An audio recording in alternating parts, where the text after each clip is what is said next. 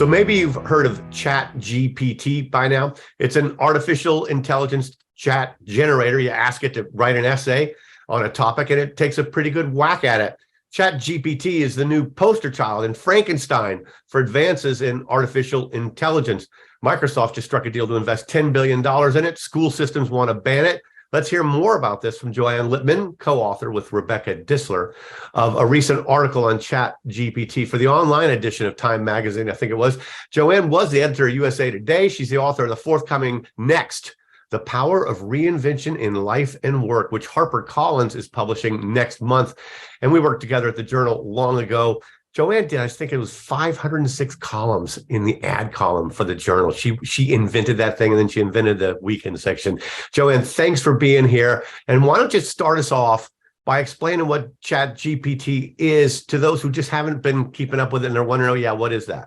Sure. So first of all, thanks for having me, Dennis. It's nice to be here with you. As you mentioned, we worked together starting several decades ago at the Wall Street Journal for many, many years. So ChatGPT is a really interesting new artificial intelligence interface.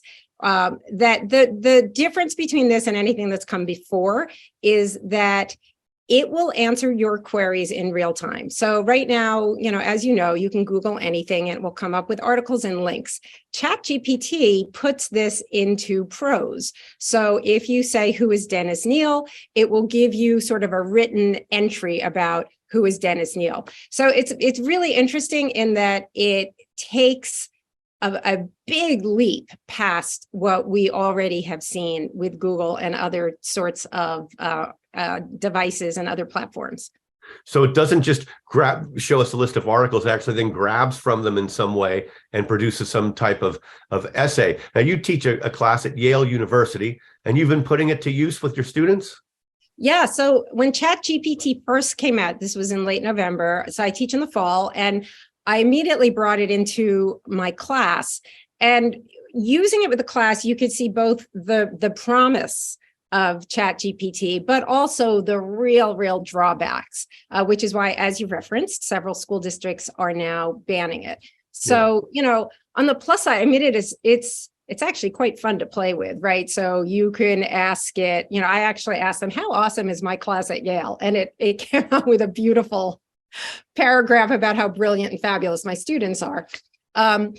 And so that's fun to play with. The students had it write job application letters that were decent, right? They were serviceable. The problem, though, that comes out, and this is why it's become so controversial, is that it is a perfect vehicle to create and spread misinformation, bias, false information. And, the essential problem, I think, with ChatGPT really comes down to something that we've heard about before, which is that idea of garbage in, garbage out. So if the information that it is trained on, artificial intelligence trained on previous information, right? So if the information is flawed or false, it will not only learn from that information, but then will continue to amplify that information. So that's where the danger comes in. And then the second piece for schools, certainly, and the reason we wrote the piece, schools are freaking out because understandably, they're afraid that their students are just going to use ChatGPT to write all of their essays and do all their homework. Right. As a matter of fact, the New York City School District is moving to ban it. And supposedly this ChatGPT, it can pass a Wharton MBA exam, a U.S. medical licensing test, Joanne Lipman, a law school essay, a college microbiology quiz. I mean, why shouldn't a school or a teacher want to ban this to make sure that students are really doing the work? Yeah, I do think that they should not be allowed to use it for essays. I mean, there are certain ways you need to put up guardrails so that to prevent the cheating. But the point that we were making in this piece is that to kind of bury it in the sand and just an outright ban and essentially pretend it doesn't exist it's a fool's errand. It's not going to work, first of all. But secondly, it's a huge missed opportunity because so often. So first of all, let's just go back in history for one sec, right? And think about other new technologies that emerged and what people said about it at the time. So, Yeah. when Google first came out, there were actually academics and researchers who said, Google is going to prevent people from ever learning how to find information on their own and to, interrogate information on their own. And today academics embrace Google and love it. Everybody uses Google, right? And you have to use it as a tool. And I think this is the key, right?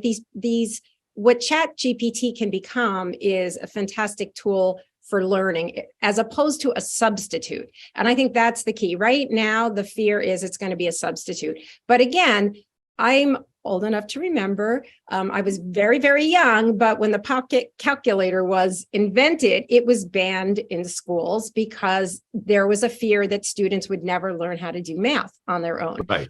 Right. So, right. I mean, the thing is, the question becomes, I mean, should you know, once technology comes along and makes something no longer necessary, do you lose something if you don't know how to get there? I mean, I do think that kids should learn how to do longhand math by themselves without just, I don't need to know that because I have a calculator. No, probably it's good for their brain developing. It's probably good to use it in that way. The other thing is, right now, ChatGPT has big flaws. Sometimes it puts out stupid things. People say, well, it's not all that good. It's just that I heard this machine learning mad scientist, wild-haired guy some years ago talk about, look, whatever it is right now, AI, just understand that 5 years from now, it'll be 5 to 10 times as smarter. And then 5 years after that, it'll be another 10 times as smarter. And humans, meanwhile, are just pretty much staying the same. And so this thing could really get better and better with future iterations. I think that writing live in a college class is going to become a real skill set that counts. I think you're right about that. Definitely. I've heard that already about teachers who are saying that students have to do written essays in class. I know that at Yale, they're talking about certain guardrails about how to use ChatGPT. And you're right, this issue about it getting smarter and smarter, I think that is a really key issue. So, for example, right now, in the classes that I teach at a college level, students have to document absolutely everything, right? Everything is footnoted and you have to have your original sources. You have to go back to your sources. Well, right now, ChatGPT doesn't do that. So it gives you, here's who Dennis Neal is, and maybe some of it's right, some of it's not, but it doesn't give you any sourcing to tell you that where does that information come from. You could easily see that it's going to learn how to footnote. It's going to learn how to tell you your sources. And that, I think, could become a whole other ball of wax. But in the meantime, Dennis, I think one of the actually interesting ways you can use it in the classroom is because it doesn't have sources. So one of the main issues we have with media literacy and with digital literacy is how to parse true information from false information. And I think, one of the things that I was thinking about with ChatGPT is have it write an article and have the students work backwards and find where is the original source material. And have to source it and have to prove it or disprove it. That's a good exercise. The one problem, I guess, when people are worrying about the societal implications is that most of us don't do that, especially on Twitter. You just, forward on along without even checking. The more that computers and AI and machine learning can do, they'll be better than humans at some point. And then 10 years from then, they're going to be 10 times better than that and 100 times better than that. And so the few things left that we can do that impress us, for example, this machine learning expert said that 100 years from now, you won't be impressed that a robot can play the violin. Fine. But what you're much more impressed is that if a human being can play the violin, that's something that's impressive because you're a fellow human being. You can't do that.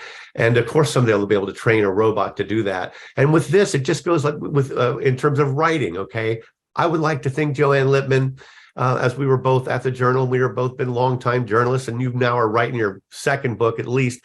I'd like to think that we can do something that ChatGPT can't do. And yet at some point that may not be true anymore. Yeah, I disagree with you in that there are certain things ChatGPT will never, no matter how smart it is, will never be able to do. It will never be able to do investigative reporting that requires shoe leather, that requires you phoning people and trying to coax information out of people that is not found online, right? That original reporting, I think, will become even more valued. Same thing, original research, like any kind of original thinking, creative thinking, I think will become more valued because you can't program that into a machine and it can't do that kind of work. So I like to think the kind of reporting that you and I have done for all these many decades is not replicable by machine because we are doing more than searching for Google and trying to rewrite things that we can already find online, right? We have to go out and find people, talk to people. You know what, Joanne Lipman, I think that is a great place to kind of end this interview on that optimistic note for all the writers out there. I wonder how many AI experts out there will hear this and they're thinking, yeah, you just wait and you just give us some time. Thank you so much, Joanne Lipman, author of the forthcoming book, Next, on reinventing your life and career. I can't wait to read it. I've already ordered it. And when it's out there, we'll have her back and maybe she'll give us some tips. Okay. Thanks, Joanne. Have a glorious day. Thank you, Dan. It's great to be here.